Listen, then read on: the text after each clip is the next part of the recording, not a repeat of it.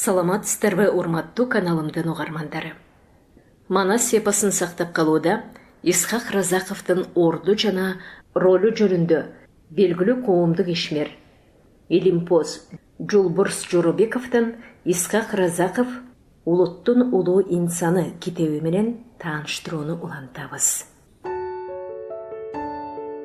Биз Исхак Разаковдун автобиографиясынан билебиз да, ал киши Кыргызстанга 1945 жылы ноябрь айынын аягында республикада абал өтө оор болуп турган кезде министрлер советинин төрагасы, азыркыча айтканда премьер-министр болуп келет эмеспи.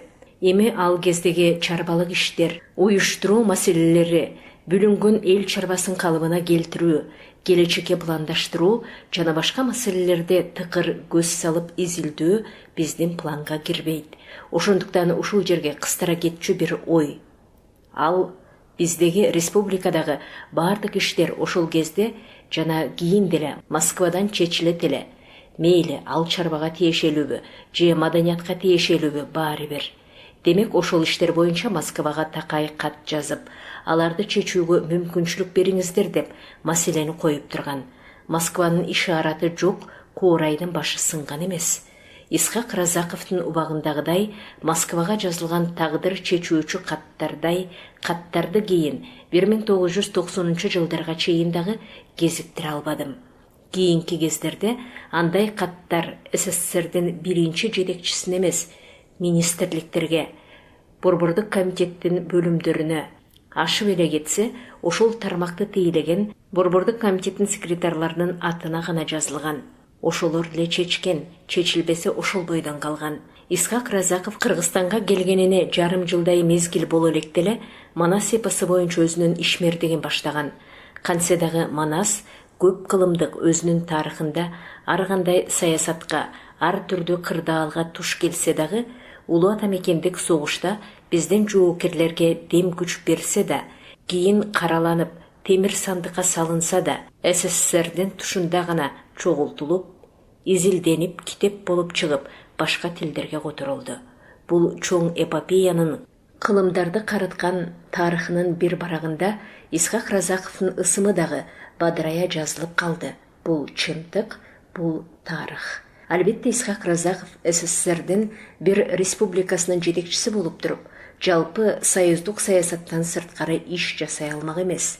Жалпы союзда республикалардын өткөн тарыхына, баатырдык эпостарына, чыгаан уул кыздарынын репрессия болушуна кандай саясат жүргүзүлсө, Исхак Разаков дагы ошондой эле саясат жүргүзүүгө мажбур болгон. Кыргызстандын чыгаан уулдары Карасаев, Бектенов, Байжиевдер улутчул идеологияны таркатуучулар, антисоветтик идеядагы топ түзгөн дегендей түккө турбаган, бирок өтө оор күнөөлөр менен камалышат.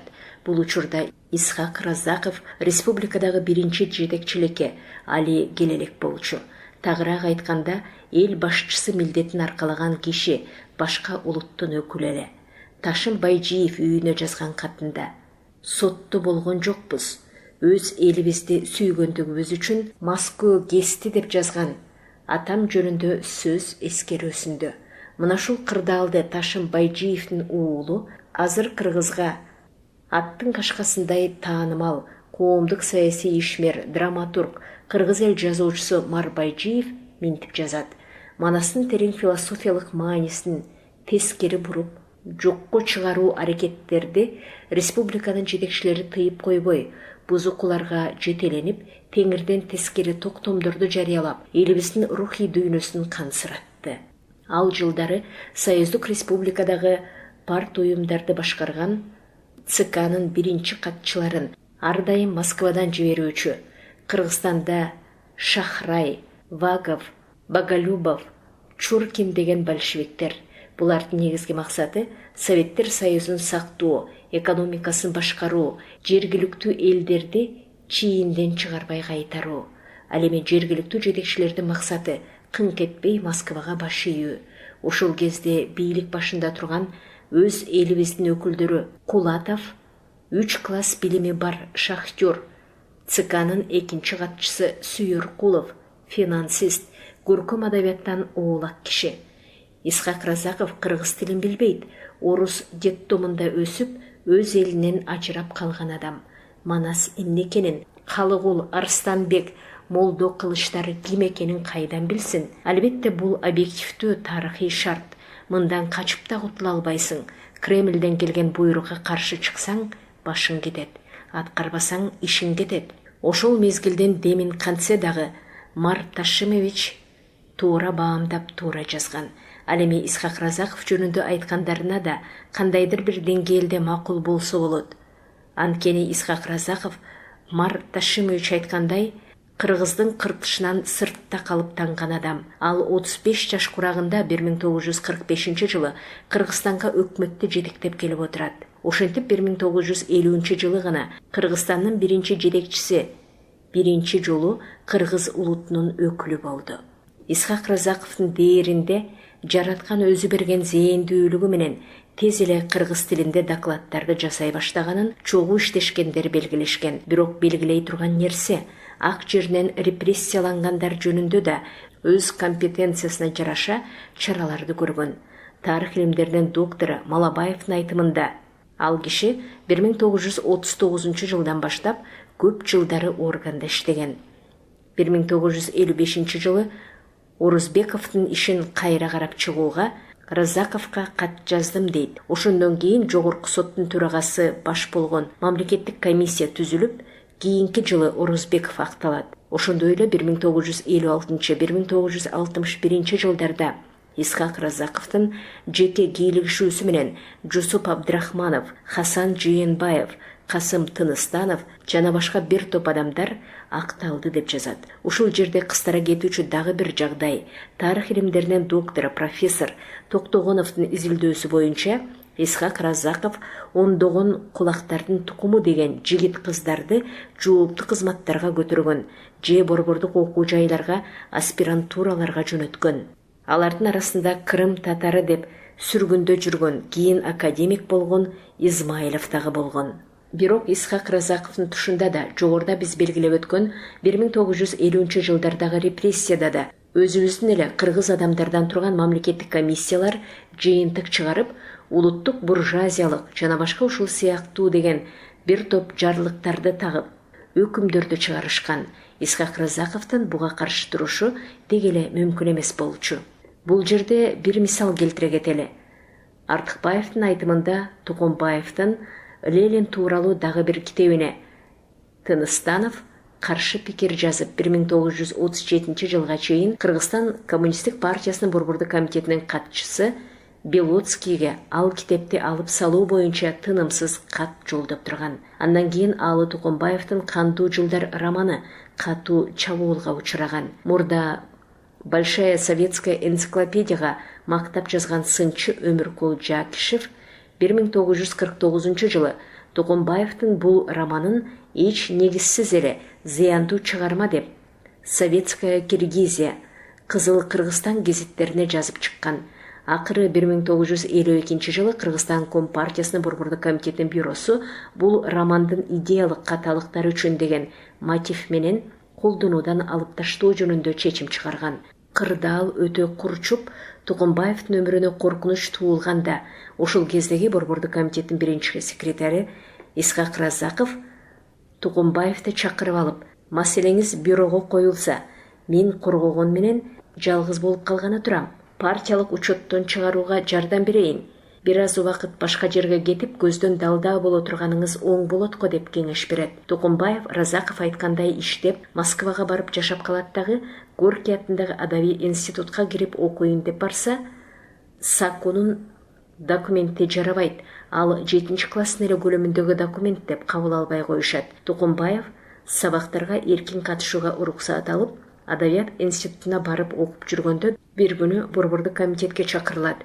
Барып Кыргызстандан арыз түшүп, Тукумбаев дагы улутчул делип күнөөлөнүп жаткандыгын билет. Акыры Тукумбаевди арыз ээси менен бетме-бет айтыштырып, эч күнөөсү жок экенине көзү жеткенден кийин борбордук комитеттин жооптуу кызматкери экинчи бул маселе менен сиздин тынчыңызды албайбыз деп актап куткарат. Ошондон кийин Алы Тукумбаев Кытайдагы жолугушуу аттуу мыкты поэмасын жазып, аны орусчага котортуп, Огонек журналына жарыялайды. Поэма Огонек журналынын биринчи сыйлыгын алууга татыктуу болот. Ошондой ийгиликтен кийин гана 1 жыл чамасынан соң Аалы Тукумбаев кайра Кыргызстанга кайтат. Ошондон бир аз убакыт өткөндөн кийин 50-жылдар эле Аалы Тукумбаевди партиядан чыгаруу маселеси көтөрүлүп, аны уюштургандар Разаковго барып айтышканда, ал киши угуп туруп, анан Кыргызстанда канча Тукумбаев бар деп сураган экен. Беркилер бир эле Тукумбаев бар да деп жооп беришип, суроонун маанисине анча түшүнө бербей дилдейишет. Ошондо Разаков: эгерде Тукумбаев Кыргызстанда 2-3 болсо, анда бирөөнү тандап алып калганын жок кылсак болот эле. Тилекке каршы Тукумбаев бирөө эле турбайбы? Андай болгондон кийин аны менен иштешүүгө туура келет деп жооп берген. Демек Разаков адабият маданиятка жакын болгондуктан менин баамымда тез эле Кыргыздын үлкөн жазуучулары менен жакшы мамиле түзөт.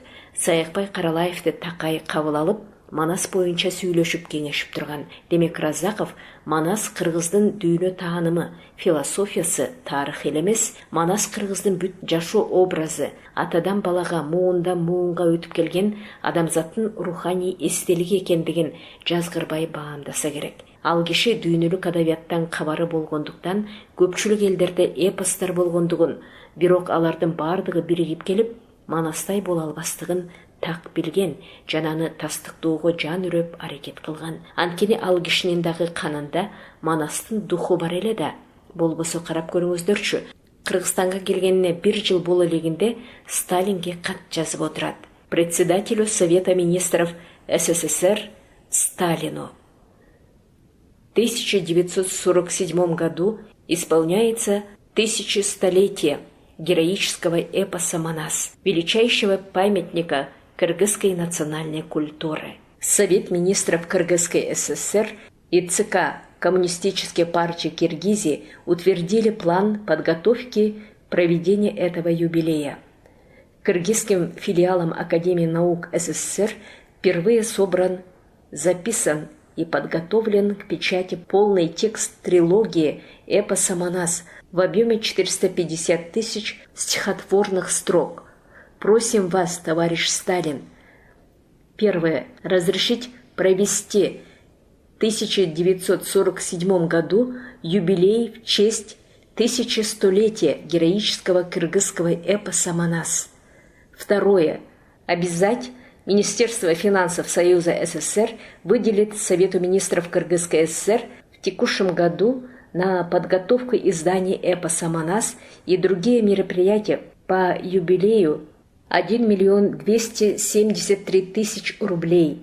Третье. Обязать Госплан Совета министров СССР выделить для юбилейных изданий эпоса «Манас» необходимые материалы.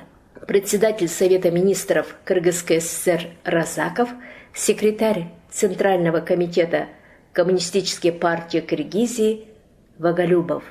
25 июня 1946 года. Бирок бул жерде менин оюмча бир нерсени согуштан кийинки дүйнөлүк кырдаалдын өзгөргөндүгүн, Манастын 1100 жылдыгын өткөрөбүз жана Манасты изилдөөнү кеңейтебиз, аны терең изилдеп чыгабыз деген изги ой максаттар жалпы СССРдеги учурдун саясатын, улуу ата мекендик согуштан кийинки кырдаалдын өзгөргөнүн баамдашы керек эле.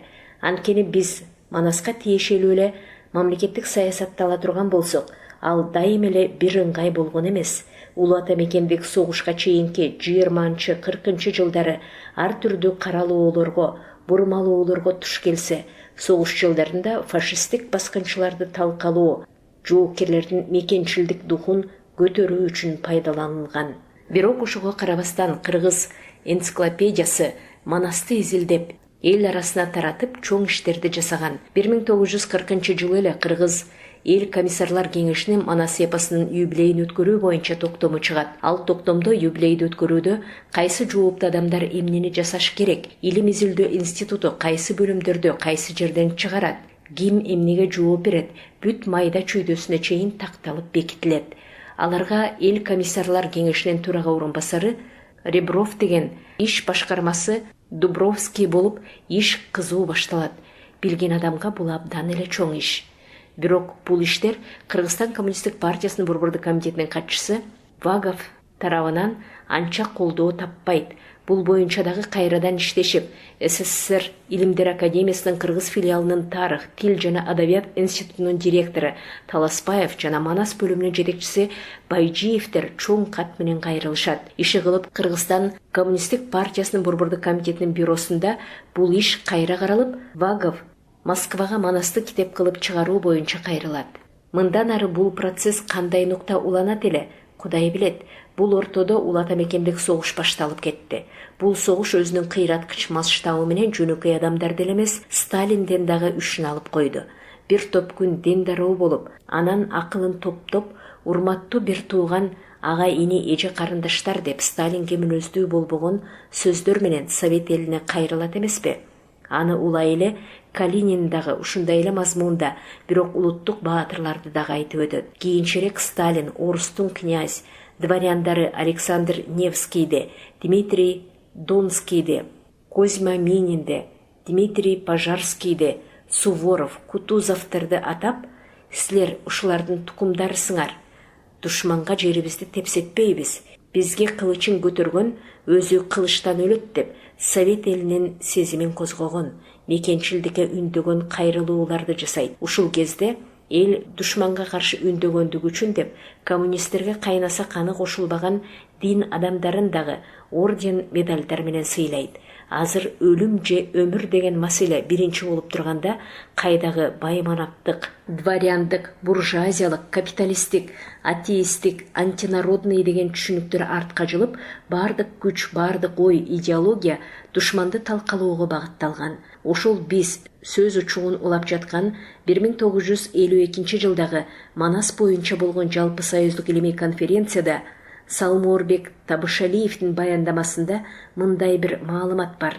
1943 жылы Орто Азиялык антифашисттердин митингисинде Өзбекстандын, Казакстандын, Кыргызстандын, Тажикстандын жана Түркмөнстандын элине карата кайрылууда Манастын урпактары фашисттик дөбөттөрдү акыр аягына чейин талкалайбыз деген ураан менен чыгышкан. Мына ушундай ураандар, чакырыктар башка улуттардын баатырлык жомок фольклорлорунан дагы алынган. Алардын бардыгы немецтик баскынчыларды талкалоодо чоң роль ойношкон. Мына ушундай кырдаалда Манас эпосунун дагы ар түрдүү бөлүктөрү, үзүндүлөрү өзүнчө майда-майда китепче түрүндө чыгат. Баш аягы болуп 20га жакын аталыштагы китепчилер элдин колуна тиет. Бул процесс бир гана бизде эле эмес, согуш жылдарына чейин ар түрдүү себептер менен жарык көрбөй келген орустардын өздөрүндөгү көптөгөн чыгармалар жарык көрө баштады. Айталы Ахматованын, Платоновдун, Бедныйдын чыгармалары, мурда тыюу салынган Тарленин, Нахимов, Наполеон, Севастополду коргоо, Янчевецкийдин Чыңгызхан, Батый аттуу чыгармалары сатыкка чыгарылды. Ал эми сахнага Глинканын Иван Сусанин, Бородиндин Князь Игорь, Островскийдин Козьма Захарович, Минин Сухарук, Соловьевдун Фельдмаршал Кутузов, Улуу Падыша, Семеновдун Орус кишилер, Толстойдун Орус мүнөзү, Гладковдун Илгери аттуу опералары жана драмалык пьесалар коюлган. Жалпы элге жана согуштагы жоокерлерге моралдык дем кубат берүү кампаниясында кинематографиядагы өз салымын кошууга аракет кылган. Согушка чейин тартылып, бирок панславизм деген күнөө менен айыпталгандан кийин элге көрсөтүлбөй калган Александр Невский, Петр I, Суворов, Минин жана Пожарский аттуу көркөм кино тасмалар согуш жылдары кинотеатрлардын экрандарынан байма-бай көрсөтүлүп турган. Ал эми Манастын уулу Семетей деген кинону дагы Жоомарт Бөкөнбаевдин тартууга аракет кылып жүргөн кезинде кайтыш болуп кетиши менен тартылбай калды. Ушул маселеде дагы бир такталбаган, бирок коомчулукта көп айтылып жүргөн ар кандай булактарда ар түрдүүчө айтылганы менен мааниси окшош мындай бир сөз бар. Ошону көп жыл партиялык жана советтик кызматтарда иштеген Жусубалиев деген аксакал өзүнүн китебинде минтип бериптир. Күндөрдүн биринде 50-жылдардын башында болгондо да эл жатаар маалда Кыргызстан Коммунистик партиясынын борбордук комитетинин биринчи катчысы Николай Семенович Боголюбовдун үйүндөгү жаздыгынын жанындагы телефон шыңгырап калды. Николай Семенович эмеле үргүлөп бараткан. Кечигип келген бул шыңгыракты жактыра бербей, трубканы кулагына алды. Алло, Жолдош Боголюбов, саламатсызбы? Саламатчылык, сүйлөп аткан Сталин. Оозун ачкан Боголюбов ошо ачкан боюнча же жата, же тура албай, жаздыкты чыканактаган боюнча катты да калды. Жолдош Боголюбов, Манас маселеси эмне болуп жатат? Дале дурустап эсине келе албай эңгирип турган Боголюбовдун шашканы ушунча. Оозуна эмне келсе ошону айтып салды. Жолдош Сталин, Манасты жакында эле ардактуу эс алууга узаттык. Өзүңүз билгендей, анын элге берген эмгеги зор. Ошон үчүн ага жаңы үй куруп берүү маселесин чечип атабыз дей салат. Мына кызык, Манас эпосу жөнүндө Сталин өзү чалып, кызыгып сурап атканын карасаңыздар, эпос тууралуу эч нерседен кабары жок. Боголюбовго сөз айтпай, түгүл коштошпой туруп, Сталин телефондун трубкасын шак коюп салат. Сталин кээде айрыкча Москвада жашаган аттуу баштуу партиялык кызматкерлердин эле эмес, окумуштуу жана жазуучулардын үйүнө дейре күтүүсүздөн телефон чалып, анча-мынча маселени телефон аркылуу эле чечип коет эмиш деп Боголюбов угуп калчу. Ал эми Кыргызстанда иштеп аткан өзүнө болгондо дагы үйүнө дейре анын минтип бүгүн телефон чалаарын ал эч ойлогон эмес. Берген жообу таптакыр эле орунсуз, анын дагы жалган экенин Сталин трубканы койгондон кийин гана эстеп, ушундан улам кирпик какпай таң атканча уктай албай койду деп жазылат Жусупалиевдин Өмүр элестери китебинде. Албетте ушундай эле маалыматтарды жазуучулар Сактанов менен Мырзалиевдин мезгилдүү басма сөздө жазгандарындагы учураткамын. Ал эмес 11-класста окуп жүргөнүбүздө биздин Ноокат районунун Ынтымак орто мектебинде көп жылдар директор болгон, бизге тарых сабагынан берген Касымалы Кангелдиев деген агайыбыздын ушу маселени куду ушундай айтканы дагы эсимде калыптыр. Ал киши биздин элде ушунчалык чоң абройго ээ эле. Мен азыр да таң калам. Өзү Ысык көлдүн Тоңбу же Түп районунан беле. Ошол кишидей болобуз деп мен тарых факультетин тандагамын. Эми бул башка кеп. Ошондой эле такталбаган дагы бир учур. Ошентип Боголюбов биринчиликтен кетип, анын ордуна тарыхта биринчи жолу Кыргыз Разаков республиканын жетекчилигине келет эмеспи?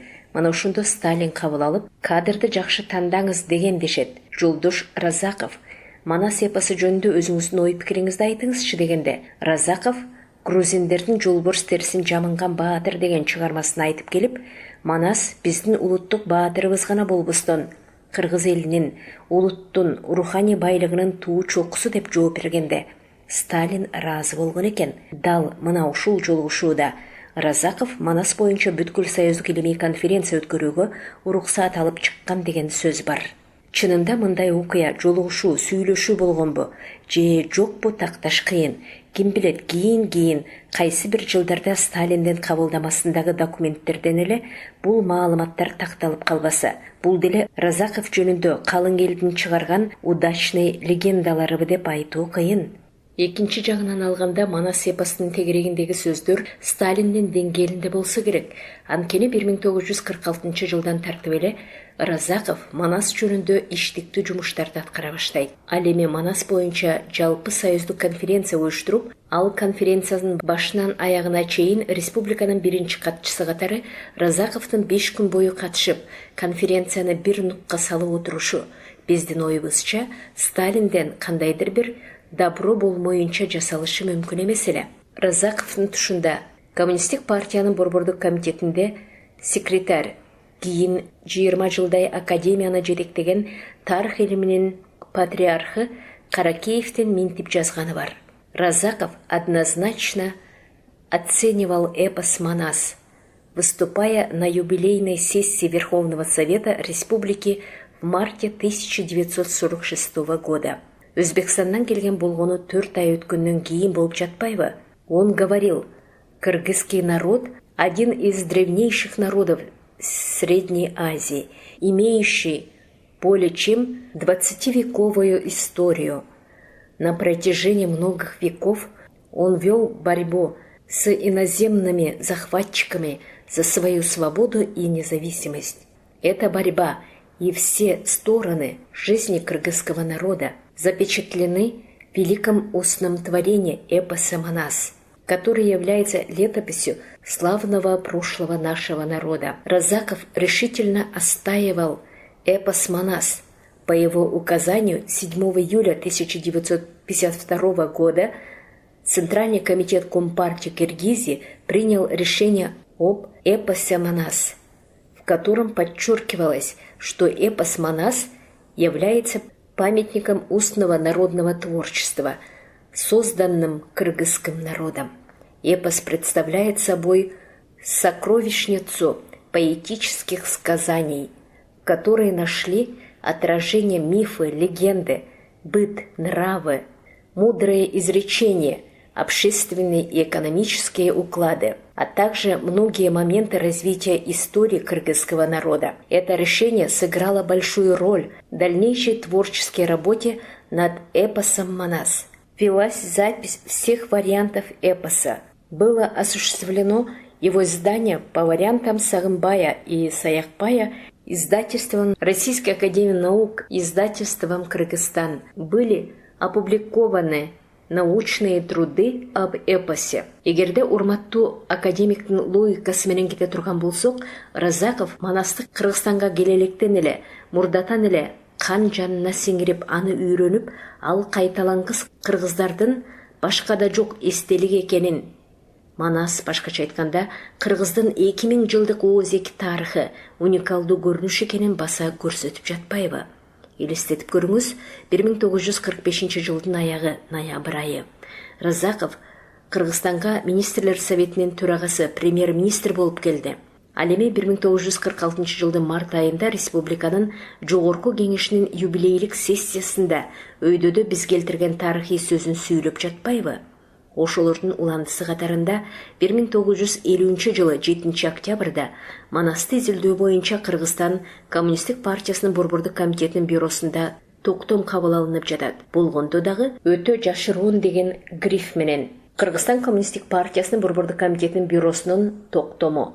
Постановление номер 127/3 Бюро Центрального комитета Коммунистической партии большевиков Киргизии 7 октября 1950 года, город Фрунзе, о проведении научной конференции по изучению эпоса «Манас». Бюро Центральный комитет Коммунистической партии Киргизии постановляет: первое.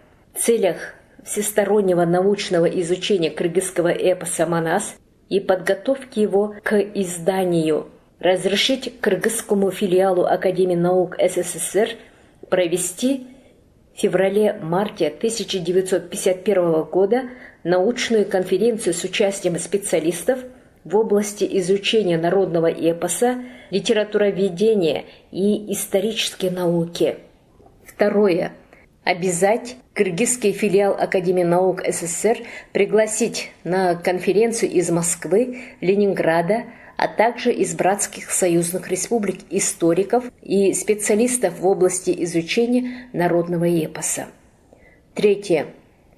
Обязать президиум, кыргызский филиал Академии наук и отдел пропаганды и агитации Центрального комитета Коммунистической партии Киргизии определить докладчиков и темы научных докладов. Четвертое. Просить Центральный комитет командировать город Фрунзе для участия в работах научной конференции по изучению эпоса «Манас» группы научных работников и литераторов. Секретарь Коммунистической партии Киргизии Разаков. Бул жерде азыр бизди кызыктырган маселе Манас боюнча илимий конференция уюштуралы деген токтом. Эмне үчүн өтө жашыруун? Азыркы биздин оюбузча Разаков борбордон ушул маселе боюнча абройлуу окумуштууларды чакырып, Манас маселесин биротоло чечели деп максат койсо керек. Анткени согуш жылдары Манас өзүнүн милдетин жакшы өтүп, эми жай турмушта аны мыйзамдуу түрдө биротоло тастыктап, бекемдеп коюш керек эле. Негизги максат орундалды. Баардык күчтү жумшап, СССРди сактап калдык. Совет адамдары эми тынч, жай оокатка өттү. Эми советтик идеологтар шашпай баш аягын жийгандан кийин 1946 жылда Ждановдон «Звезда» жана Ленинград журналдары жөнүндө доклады чыгат. Ошондон баштап согуш мезгилинде токтоп калган кайым айтышуулар кайра башталат. Бул кезде Липкин которгон «Великий поход» Москвадан полиграфиялык жактан түзүк иштелип, жарык көрүп калган болот. Анын «Айкөл Манас», «Манас великодушный» деген повести чыгып, аябай макталып, мамлекеттик сыйлыктарга көрсөтүлүп калган кезде бул дагы чабылып түшөт. Назар салып көңүл буруңуз, урматтуу окурман. Империяда мына ушундай саясат өзгөргөн кырдаалда Разаков көп жылдардан бери даярдалып өтпөй жүргөн Манастын 1100 жылдыгын эми Сталиндин өзүнөн суранып кат жазып жатпайбы? Сталиндин канцеляриясынан кандай жооп келгени тууралуу азыр биздин колубузда так маалымат жок. Бирок баамдашыбызча бүткүл союздук илимий практикалык конференцияны өткөрүү боюнча Сталиндин жеке өзүнөн уруксаат берилбесе, кескин түрдө каршы жооп болсо, Разаков Манасты изилдөө жанага байланыштуу башка иштерди Кыргызстанда жүргүзө албайт эле да. Анткени Ждановдун баяндамасы ал эки журнал үчүн гана эмес, республикадагы идеологиялык куугунтуктуу абалын баягы согушка чейинки деңгээлге кайра түшүрүп, бай манаптык буржуазиялык улутчулдук деген жарлыктар кайра башталган болчу. Бул сөздү кайра артка буруп көрөлү. Ошентип Разаковдун Кыргызстанга келгенине, анын өкмөттү жетектеп иштеп жатканына 1 жыл боло электе эле, ар бир кыргыздын жүрөгүндө болгон, канында агып турган Манастын рухун сезе билип, бул эстелик кыргыз үчүн өзгөчө тумар экени тастыкталган. Ошол үчүн ошол заманда планеталык аброю бар, согуштан кийин даңк таш жарып, атагы асмандап турган Сталинге кат жазып, Манастын 1100 жылдыгын өткөрүүнү суранып турушу бүгүнкү биздин замандаштарга жөнөкөй эле бюрократиялык кат жазышууларды элестетиши ыктымал. Ал эми ошол кезде чыныгы баатырдыктын, чыныгы мекенчилдиктин, патриоттуулуктун үлгүсү болгон дээр элем. Бирок чоң империянын бир бөлүгү болгон кичинекей Кыргызстандын көсөм жетекчисинин бул изги ой максаты ишке ашкан жок. Бирок Манастын тегерегиндеги иштер тынымсыз жүрө берди. Жогорку документтерде көрсөтүлгөндөй, Манас боюнча конференция 1951 жылдын февраль-мартына деп белгиленгени менен, биз байкабаган көшөгө артындагы дагы көп оюндар болсо керек. Муну азыр биз так биле албайбыз. Бирок согуштан кийинки саясаттын өзгөргөнү Манаска сөзсүз таасирин тийгизген. Ошентсе дагы Разаков бул жагынан ишти токтоткон эмес. Анан ошол иштердин аягы, финалы катары 1952 жылдын июнь айындагы Манасты изилдөөгө арналган бүткүл союздук илимий конференциясы болду. Бул 1952 жылдын 5-10 июнь күндөрүнө туура келген. Конференция жүрүп жаткан имараттын сыртында эл кылкылдап, Манас элдикпи же элдик эмеспи деген суроонун жообун күтүп турушту. Бул жылдарда Разаковдун Кыргызстанга келгенине 7 жылдай убакыт болуп, эли журтту, республиканын социалдык-экономикалык, маданий дараметин жакшы билип, 2 жылдай республикадагы биринчи жетекчи болуп иштеп калган кез эле. Албетте бул кезде кыргыз коомчулугунда анын аброю дагы бир топ жогорулап, Москвада да, жакынкы республикаларда да таанымал болуп калган. Ошондуктан Манастын тегерегинде көп жылдардан бери келе жаткан талаш тартышты биротоло чечүүгө белсенип киришсе керек. Азыр эми элестетип көрүңүз, биринчи катчынын 6 күн катары менен окумуштуулардын кыл чайнашкан кармашы болгон конференцияга катышып, керек болгон кезде үн кошуп, конференциянын ишин бир нукка салганга аракет кылып отурушу. Разаковдон кийинки кайсы биринчи катчы же эгемен мамлекет кезибизде кайсы президент ушундай конференцияларда 6 күн эмес, жарым күн отурду? Бул өзү тарыхта барбы? Кийинки жана азыркы жетекчилер тагдыр чечүүчү ушундай форумду өткөрүштүбү? Жок, албетте. Кийинкилер маанилүү бир жыйынга келсе да, даярдалган сөзүн окуйт дагы тез чыгып кеткенге аракет кылат, туурабы? Ал эми Разаков бул конференцияны өзүңүздөр күбө болгондой көпкө даярдады. Мен албетте Манасты таануучу эмесмин, бирок колдо болгон материалдарга таянып 1945 жылдан баштап, айрыкча 1950 жылдарда бул конференция жөнүндө чоң даярдыктар жүргөнүн айта аламын. Ошондуктан Манастын келишпес каршыларын дагы, Манас үчүн жанын берип коргой тургандарды дагы чогултту. Разаковдун тике көзөмөлүндө Манасты терең изилдөө, колдоо болгондуктан бардыгын чогултуп топтоого жакшы шарттар түзүлдү. Ал кездеги мезгилдин талабы бул маселеде өтө кооптуу эле. Кыргыз саясий тарыхы туура эмес айтып койгон бир сөз үчүн биринчи адамды деле темир тор артына шак кармап кеткенин билет эле да, бирок ошого карабастан Манас боюнча конференция өткөрүү демилгесин көтөргөн, аны даярдап уюштурган улуттун улуу инсаны Разаков болгон. Конференция күндөрү бардык окуу жайлардын студенттери ошол имаратты тегеректеп, Манас деп кыйкырып турушкан. Ал кезде Фрунзеде кыргыздардын басымдуу бөлүгү студенттер эле. Жогорку окуу жайлардын жетекчилери дагы жогортон ишарат болмоюнча студенттерди талаалатып жибербейт эле да. Ал кезде Фрунзе шаарында кыргыздар жалпы калктын 15-17% эле түзгөн. Азыркыга чейин Манас боюнча сөз болгондо, айрыкча 1952 жылдагы бүткүл союздук илимий конференция жөнүндө сөз болгондо, биздин абройлуу окумуштуулар негизинен Мухтар Ауэзовду, анан азыраак Болот Юнусалиевди гана эске алышат. Мүмкүн кандайдыр бир жагынан чындыгы бардыр, бирок 100% эмес. Сөз биринчи кезекте Исхак Разаков жөнүндө, экинчи болуп Болот Юнусалиев жөнүндө.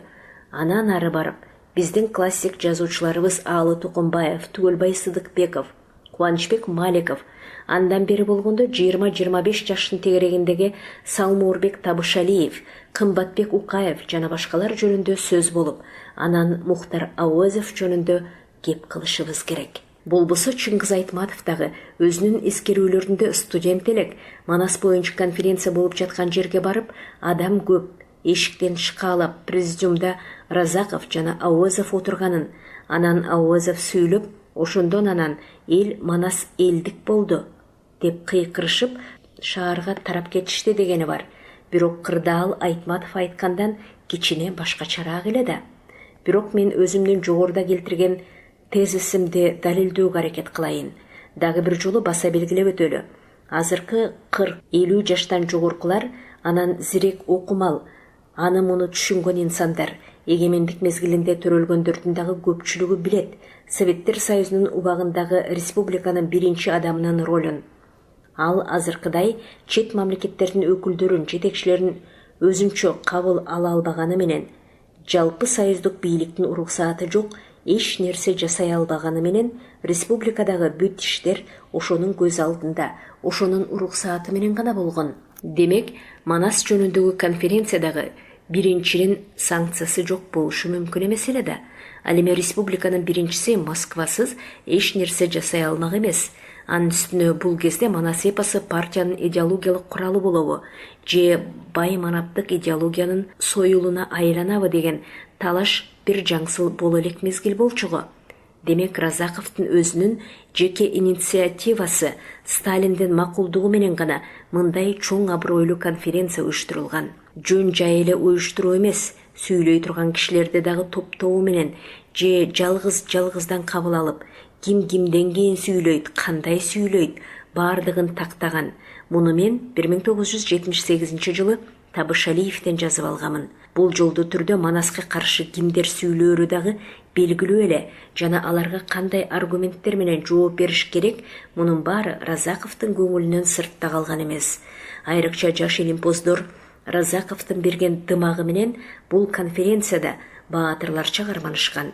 Демек, Союздун убагында республикадагы биринчи катчы мындагы саясий процесстен тартып, бардык маселелерге жеке өзү жетекчилик кылган.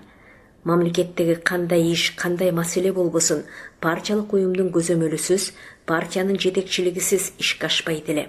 Ошондуктан Манаска байланыштуу бардык маселе жеке Разаковсыз, республиканын биринчи жетекчисиз эч бир чечилбейт эле дагы, эч кандай иш жүрбөйт болчу. Эгерде ошондо Разаков дагы тике көрсөтмө бербесе дагы, жөн эле койгулачы деп койсо эле, иштин бардыгы теңирден тескери кетмек. Анткени партиянын ролу, биринчи жетекчинин ролу ал кезде ошондой болчу. Болбосо Москва ушундай чечти. Улуу орус элине, бир тууган агабызга, эмгекчилерди интернационалдык духта тарбиялоого, бай манаптык буржуазиялык көз караш бар. жана башка деген себептерди айтып токтотуп койсо деле болот эле. Бирок Разаков анткен жок. Кайран киши.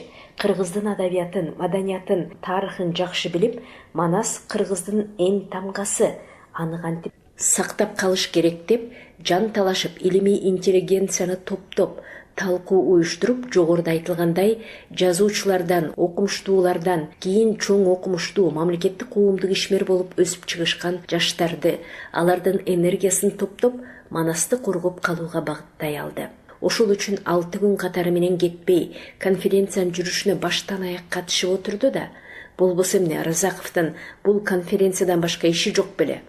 Бирок көсөм жетекчи күнүмдүк экономикалык жана башка маселелерге караганда түбөлүктүү тема Манасты сактап калууга жан үрөгөнү көрүнүп турат. Ошондуктан бул конференция боюнча сөз кылып жатканда ошол мезгилдеги жалпы саясаттан, ага болгон биринчинин позициясынан көп нерсе чечилгенин жана ошого байланыштуу болгондугун эч качан эсибизден чыгарбашыбыз керек. Биринчинин катышып отурушу, ар бир баяндамачынын айткан дегендерин кунт коюп угуп отурушу жана өзү да аларга багыт берип сүйлөшү чоң баяндама болбосо дагы конференциянын ишинин жемиштүү аякташын шарттаган.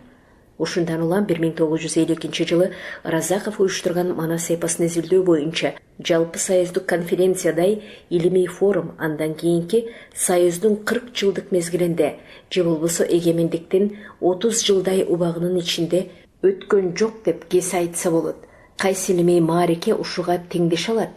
Кичине артка кылчайып карап көрөлү. Ошол конференциядан туп-туура 30 жылдан кийин 1981 жылы Фрунзе шаарында Москвадан жана башка республикалардан келген чоң үлкөн окумуштуулар жана чиновниктер катышкан Совет элинин социалисттик турмуш образындагы интернационалдуулук жана улуттуулук, интернациональное и национальное социалистическом образе жизни советского народа деген чоң конференция уюштурулат. Анда баш аягы болуп 70 баяндама окулат. Кыргызстандын биринчи катчысы Усубалиевдин 50 беттен көбүрөөк көлөмдөгү баяндамасы бар. Бул жөнүндө кененирээк токтолсом болор эле, бирок сөз азыр башка маселе жөнүндө. Андан 5 жыл өткөндөн кийин 1987 жылдын декабрь айында ошондой эле республикалык илимий практикалык чоң конференция болот. Ошол кездеги республиканын биринчи катчысы Масалиев 35 беттен көбүрөөк көлөмдөгү эмгек коллективинде патриоттуулук жана интернационалдык тарбия берүүнү өркүндөтүү, социалдык экономикалык жана рухий өнүгүүнү тездетүүнүн маанилүү шарты деген баяндамасын окуйт. Албетте мунун дагы маани маңызын чечмелеп отуруштун бүгүнкү күндө пайдасы жокко деп эсептейм. Бирок акыйкаттык үчүн белгилей кетейин, дүйнөлүк процесстин күрөө тамырын сезе билген Чыңгыз Айтматов саясаттын багыты кичине өзгөрө баштаганын баамдап, ушул конференцияда үлкөн доклад менен кыргыз тили, маданияты жөнүндө сөз козгоп, немецтердин артында эки Германиясы, өзбектердин болсо өзбек балабакчалары менен мектептери толук камсыз болгон Өзбекстаны, дунгандардыкы бүткүл Кытай, корейлердин дагы эки Кореясы бар. Ал эми кыргыз тили жана маданияты ушул жерде өнүкпөсө, башка эч бир жерде өнүк албайт деген аңызга айланган сөзүн ушул конференцияда айткан. Ал эми эгемендүүлүк жылдарында кайсы бир юбилейлерге карата өткөн кожо көрсүн иш-чаралар эле эсте калбаса, кайсы бир маселе боюнча талашып тартышкан, кыл чайнашкан илимий кармаш деле болгон жок да. Азыр эми эстүүрөөк бирөө чыгып, Совет доорунда ушундай эле иш-чара баягыда болгон, эгемен жылдарда мааниси жагынан андан ашып түшкөн маареке баланчанчы жылы өткөн десе, ак чөп башта деп моюнга алганга даярмын. Адамдын жаадысынан көтөрүлүп кетүүсү же эстен чыгып калуусу толук мүмкүн. Ошентсе дагы соңку жаңы тарыхыбызга, анын саясатына, коомдук илимдердеги өзгөрүүлөргө тыкыр көз салып жүргөн адам катары ошол 1952 жылкы Манас боюнча конференциянын мааниси да, маңызы да чоң болгон деп ойлоймун. Анын үстүнө мамлекеттин жетекчиси өзү багыт берип уюштуруп, 6 күн катары менен катышып отурушу ошол кырдаалда жана андан кийин дагы болуп көрбөгөн өзгөчө көрүнүш эле. Баса ушул жергеле кыстара кетейин. Разаков бир эле Манасты изилдөөнү уюштуруу менен эле чектелип калган эмес. Тарыхчылар белгилеп жүргөндөй, 1953 жылы 1916 жылдагы көтөрүлүш боюнча 1956 жылы кыргыз элинин этногенези жөнүндө, ошол эле жылы Молдо Кылычтын чыгармалары жөнүндө ири илимий конференцияларды уюштурган. Бул илимий форумдар талкууланган маселелер боюнча объективдүү бааларын алган.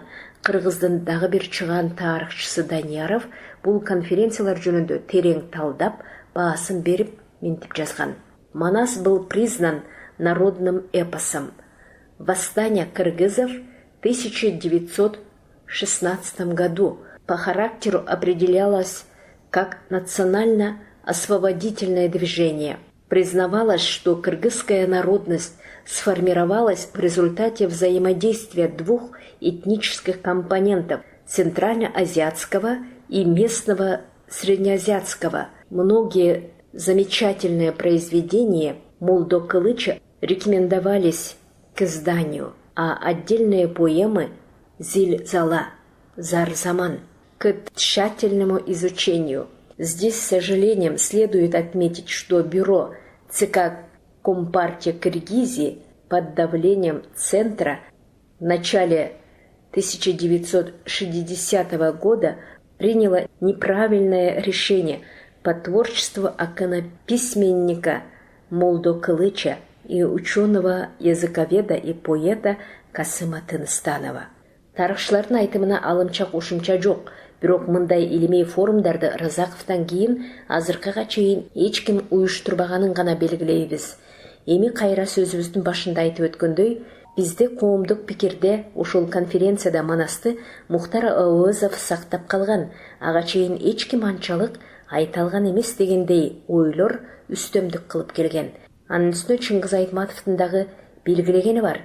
Өз эскерүүлөрүндө Мукени Манасты сактап калган тейде айтканы бар.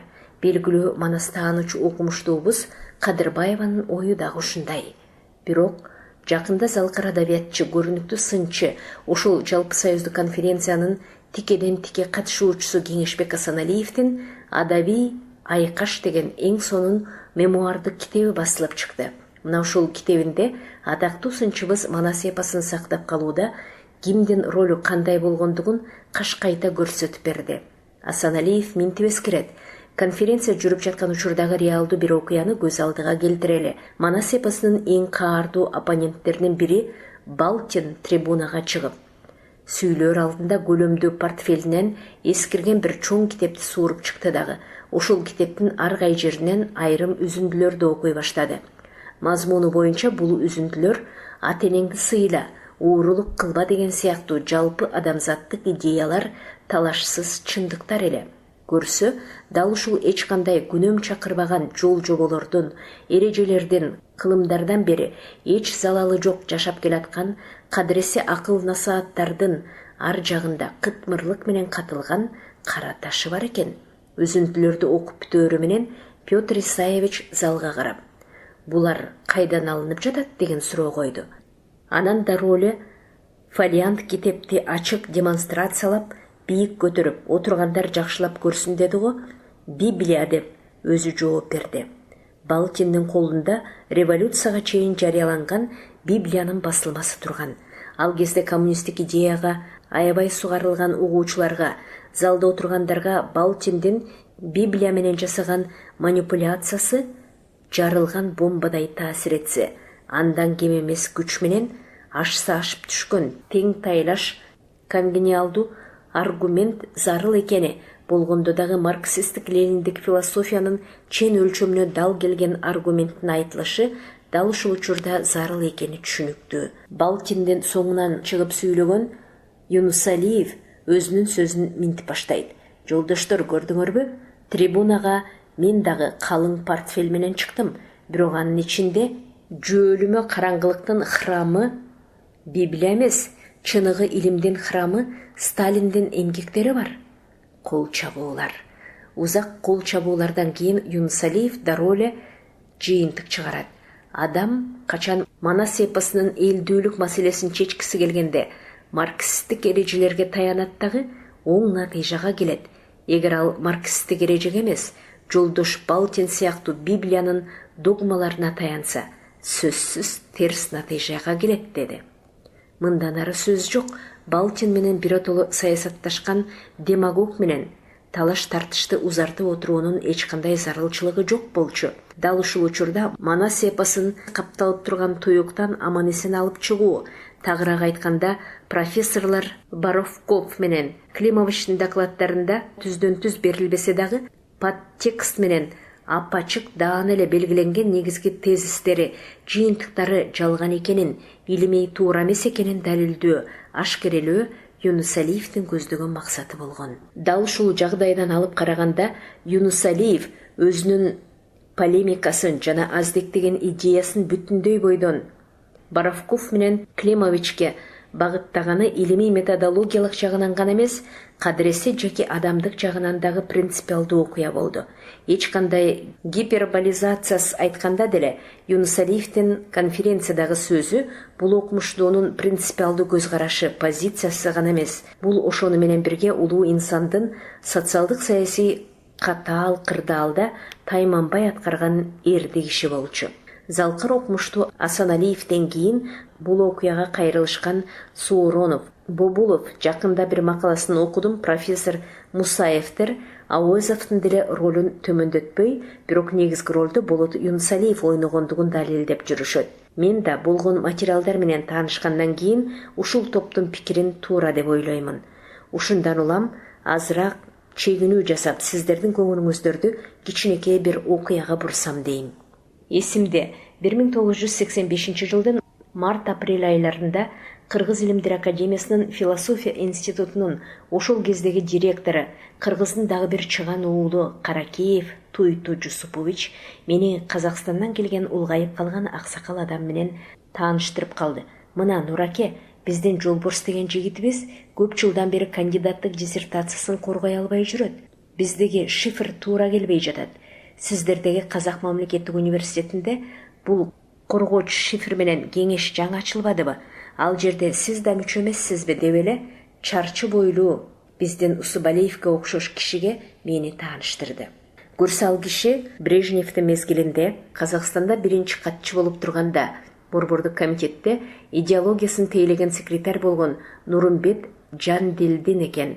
Философия илимдеринин доктору, профессор, Казак Илимдер Академиясынын мүчө корреспонденти, ошол учурда Алматыдагы темир жол институтунун кафедра башчысы экен. Кийин Жандилдин менен Алмата, Фрунзе, Бишкекте көп жолу маектештик.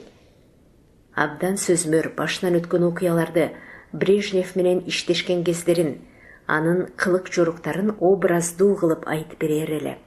Ушундай сухбаттардын биринде ал киши 1952 жылдын июнь айында Манас эпосун изилдөө боюнча Фрунзеде болгон конференцияга келгенин, Ауэзовду коштоп жүргөнүн, Ауэзовдун сүйлөгөнүн жана башка көптөгөн кызык окуяларды айткан эсимде. Азыр айрым маалыматтар менен документтерди анализдеп, жылдарын салыштырганда Жандилдин 1952 жылдары Казакстан Коммунисттик партиясынын Борбордук комитетинде идеология бөлүмүндө иштесе керек.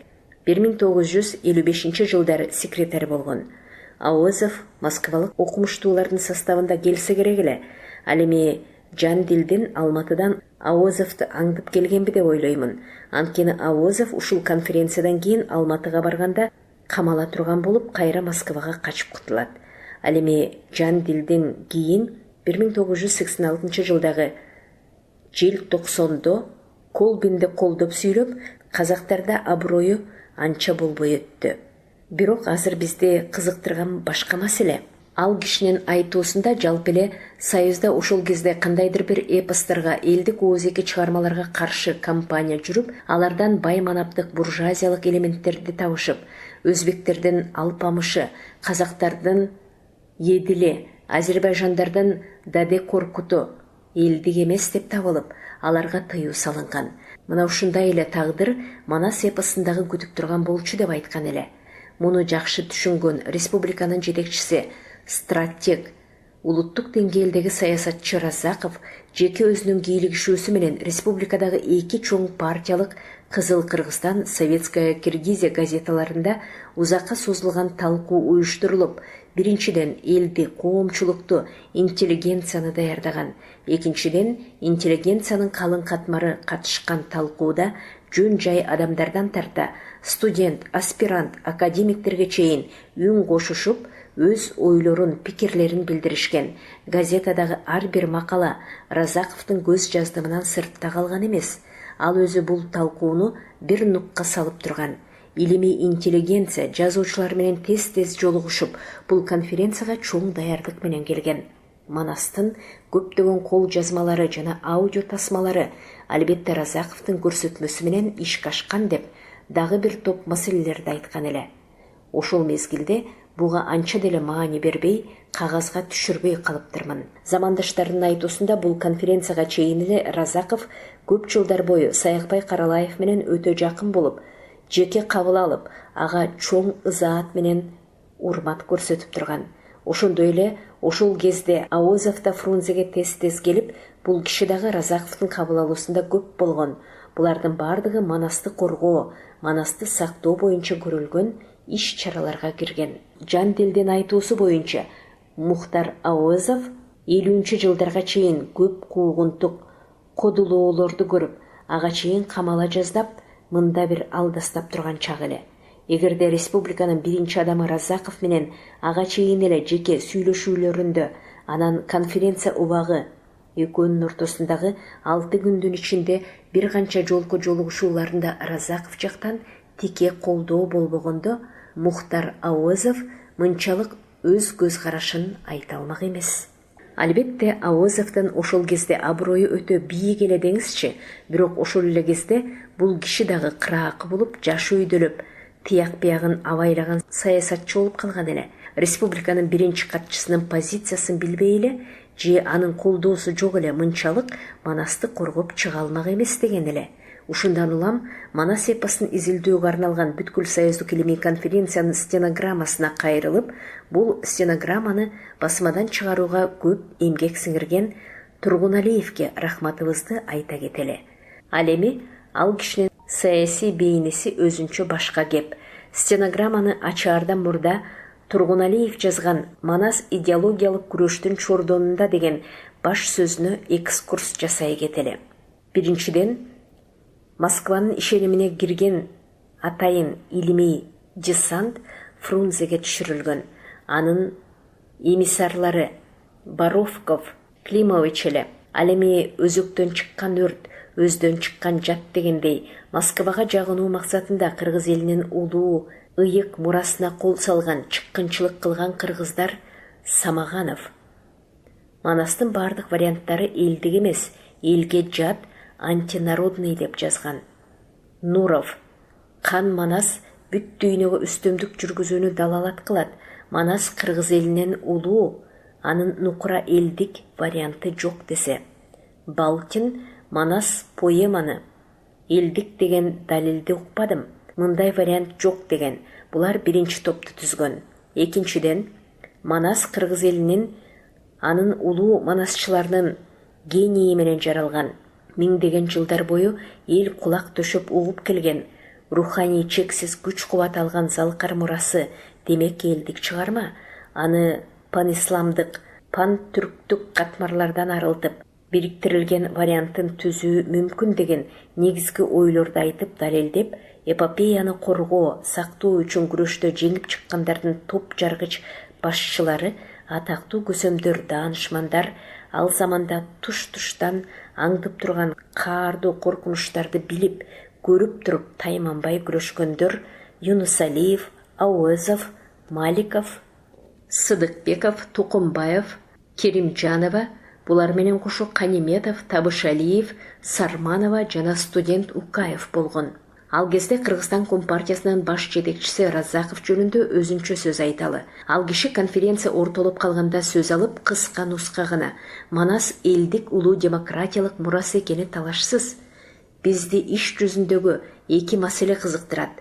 Бул эпос элдикпи же элдик эмеспи? Элге элдик вариантты берүүнүн жолу кайсы? Конференция ушул суроолорго так жооп берүү керек деп күрөшкө багыт берген. Бул биринчиси. Экинчиси, кийин Юнусалиев жетектеген топ эпопеяның бириктирилген, кыскартылган вариантын даярдаганда мага каршылар мени Манасты колдойт деп күнөөлөйт, улутчул деп жалаа жабат деп коркпой, өз кызыкчылыгын ойлобой Манасты колдогон. Юнус Алиевке тарыхый таң берүү керек. Москва атайын тапшырма менен жиберген адамдарына ачыктан ачык каршы чыгуу, демек, чоң борбордун идеологиясына, саясатына каршы күрөшүүнүн акыры түрмө, атүгүл өлүм жыттанып турган чакта Боровковдун, Климовичтен ташын талкан кылып талкалап, булар эпопеядан жалангана жаман жактарды издейт деп тамтыгын чыгарган. Ал эми Балтиндин, Нуровдун, Самагановдун Манаска кыргыз элинин тарыхына, улуу мурасына каршы нигилисттик бетин ачып, көз карашын жокко чыгарып, булардын пикирин илимден, теңирден тескери экенин далилдеген. Конференция Юнус Алиев, Аозов баш болгон топтун Манас элдик эпос бириктирилген вариантын түзсө болот деген ишенимдүү далилдерин, сунуштарын кабыл алууга мажбур болгон.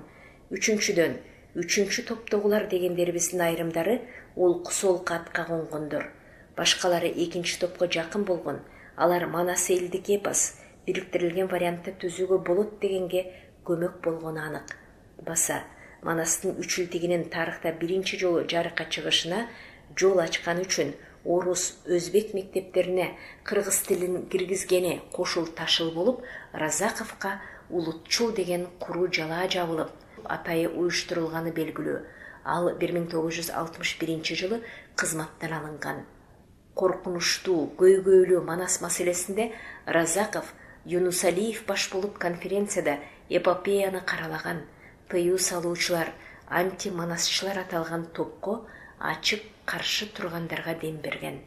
Эми стенограммага көз салалы. 1952 жылдын 6 июнундагы эртең мененки заседание.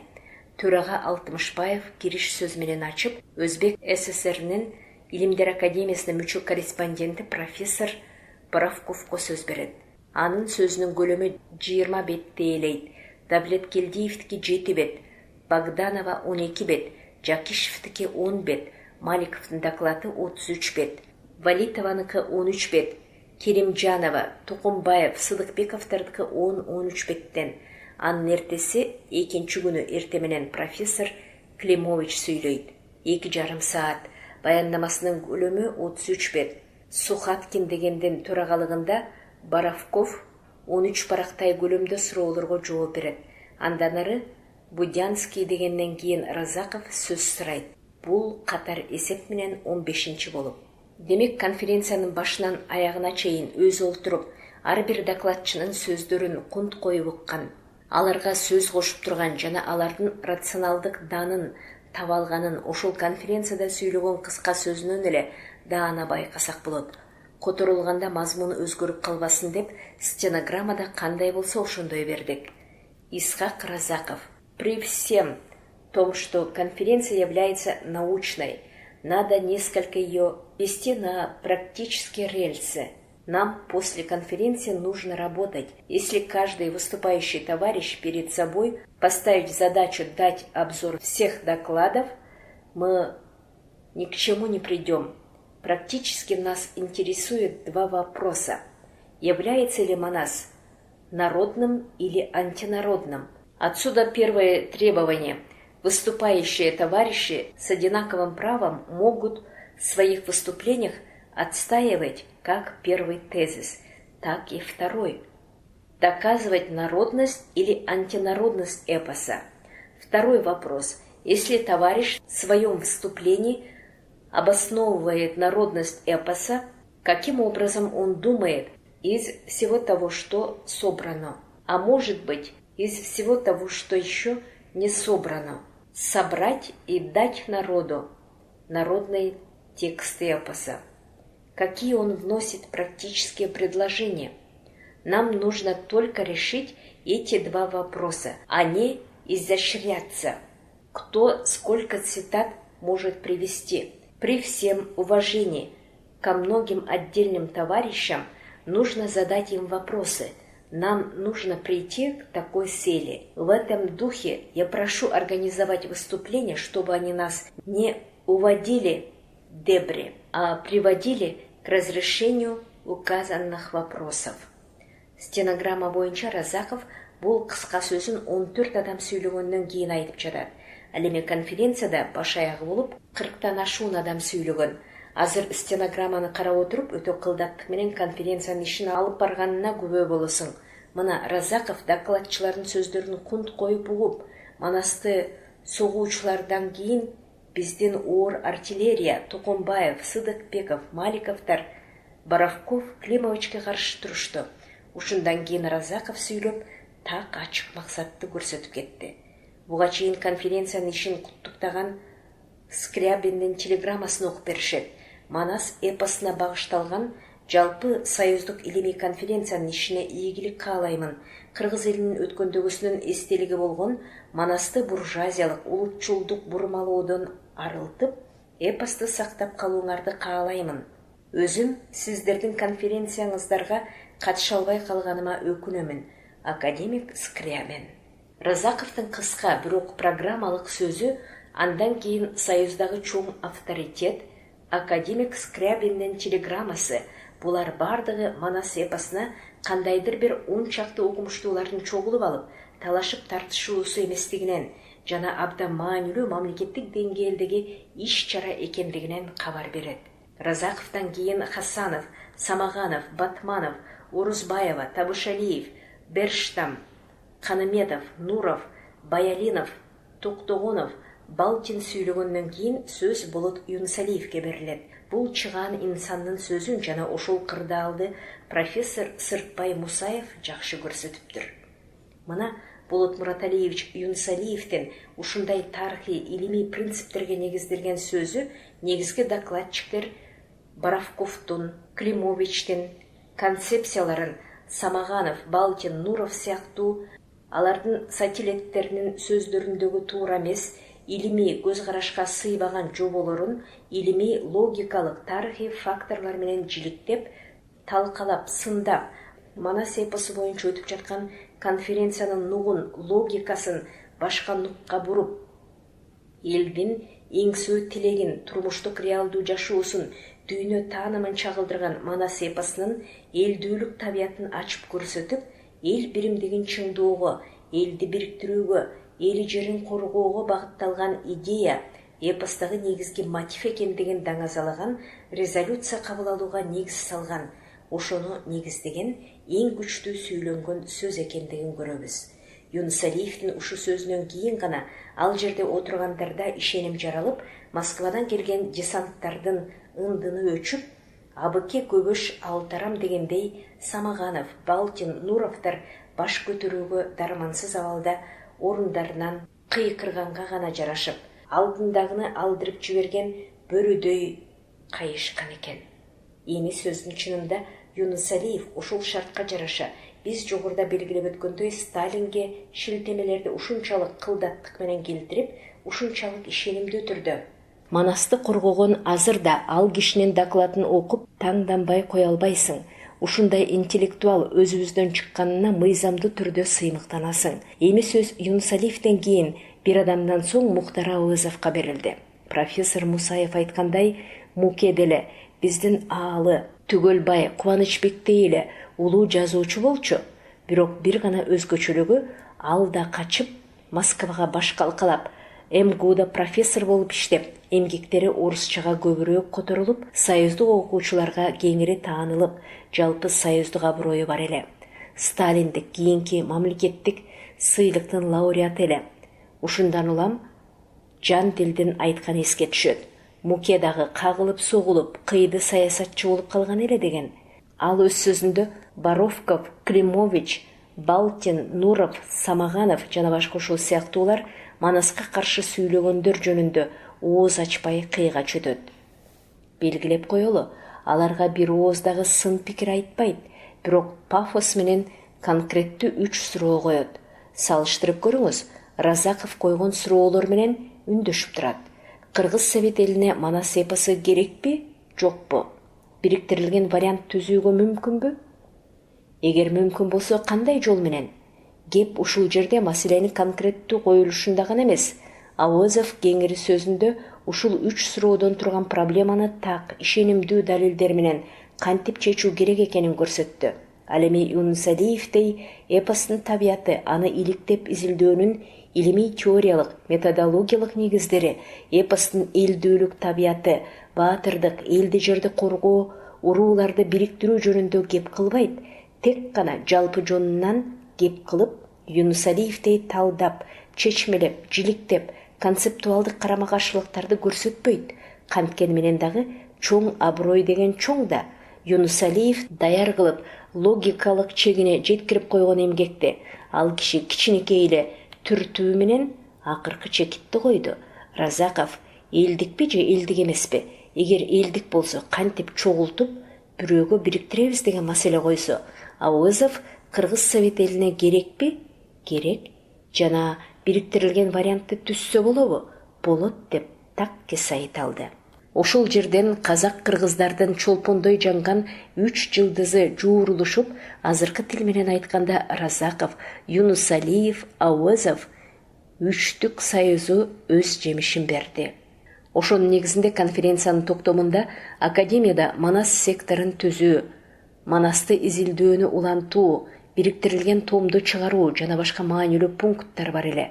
Бул деген кылымдардан келе жаткан баатырдык эпос, Манас элдик дегенди билдирген жана Манастын тагдыры азербайжандардын даде коркуту, өзбектердин алпамышы, калмактардын жаңгары туштуккан тагдырга туш келбеди дегенди билдирген. Манас эпосунун тегерегинде СССР жашап турган кезде көп жолу кыл чайнашкан кармаштар болуп, бул кээде адамдардын башы кеткен трагедиясында болгон. Ошондойлордун бири биз сөз учугун улаган 1952 жылкы конференция.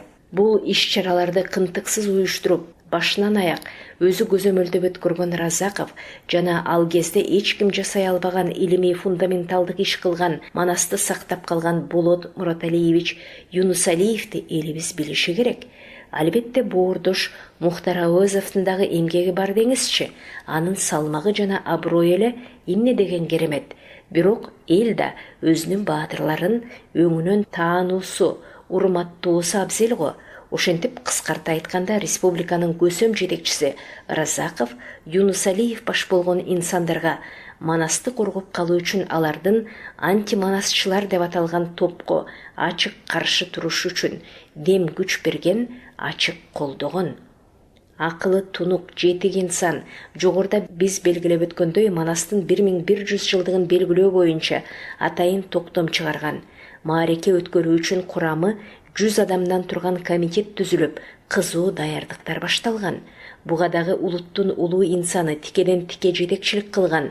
Жасаган аракетиңер улутчулдук деп маарекени өткөрбөй коюуга болгон каршылыгын жумшаган өзүбүздүн эле адамдар экенин кантип жашыралы?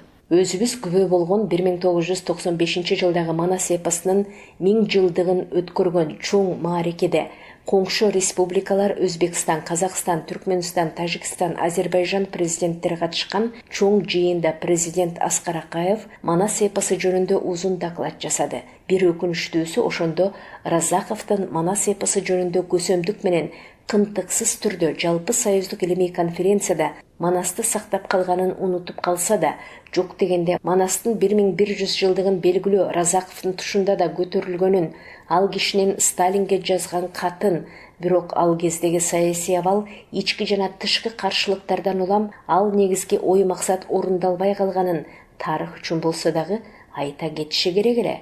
А мүмкүн президентке даярдаган докладта бул маселе каралган эместир, же жөн эле айтпай койду окшойт. Эми азыр божомолдош кыйын.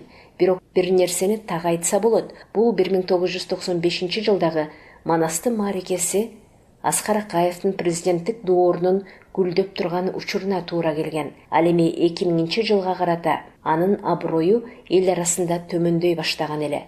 Аны көтөрүү үчүн ар кандай иш-чаралар, жүрүштөр каралат дагы көптөгөн жылдар ишке ашпай келген Разаковдун сөөгүн Москвадан Кыргызстанга алып келүү операциясы башталат. Демек, улуттун улуу инсанынын сөөгү дагы чоң саясатка аралашып, Кыргызстандын туңгуч президентинин коомдук пикирде начарлап калган аброюн көтөрүүдө чоң роль ойноп кетти десек дагы болот. Бул тууралуу өзүнчө сөз болот. Кыргызстанда иштеген 16 жылдык мезгилинде Разаковдун көңүлүнүн чордонунда Манас эпосы болгон. Анткени ал адабиятка жакын эле, элдин руханий булагынын башаты кайда экенин жакшы билген. Буга Сыдыкбеков баш болгон акын жазуучулардын айткандары, жазгандары күбө. Разаков кыргыздын даңкын дал ушул улуу чыгарма аркылуу бүткүл дүйнөгө таратаарын зирек ой жүгүртүүсү менен алдын ала сезген. Өзү дагы Манасты кайра окуп, Каралаев менен көп жолу маектешип, ат көтөргүс ушундай чыгарманы жараткан кыргыздар экенине, өзү да кыргыз экенине, ушул элдин өкүлү экенине жана жетекчиси экенине өзү да сыймыктанса керек, кайран киши. Ошондуктан Кыргыз Республикасынын баатыры, атактуу акын Сооронбай Жусуев Разаковдун тагдыры аттуу ыр менен жазылган романында кыргыздын улуу эпосу Манас болуп, турганда келечеге талаш болуп, эл уулу Разаков ой издеди, элдиктеп ана тоого жол издеди. Бул кездин абыкеда көбөштөрү Манасты адүйнөгө жөнөткөнү калганда, эпосту бурмалоого ат салышкан учурда чындыктын шамын Исхак жагар бекен, же бул иш арсар бойдон калаар бекен деп ошол кырдаалды жакшы сүрөттөгөн. Эми биз Манас боюнча өткөн конференциянын стенограммасы боюнча үстүртөн гана, баамыбызга урунган учурлар жөнүндө гана сөз кылдык. Кийинчерээк дагы бир азаматтар чыгып, Исхак Разаковдун татаал тагдырындагы Манаска багытталган ойлорун, аракеттерин өзүнчө изилдөөгө алат го деген илгери үмүттөбүз деп жыйынтыкталат белгилүү окумуштуу коомдук ишмер Жолборс Жоробековдун Исхак Разаков улуттун улуу инсаны китебиндеги Манас эпосун сактап калууда Исхак Разаковдун орду жана ролу жөнүндө бөлүмү. Чыгарылышты окуп аудиолоштурган Кипариса Сурахманова.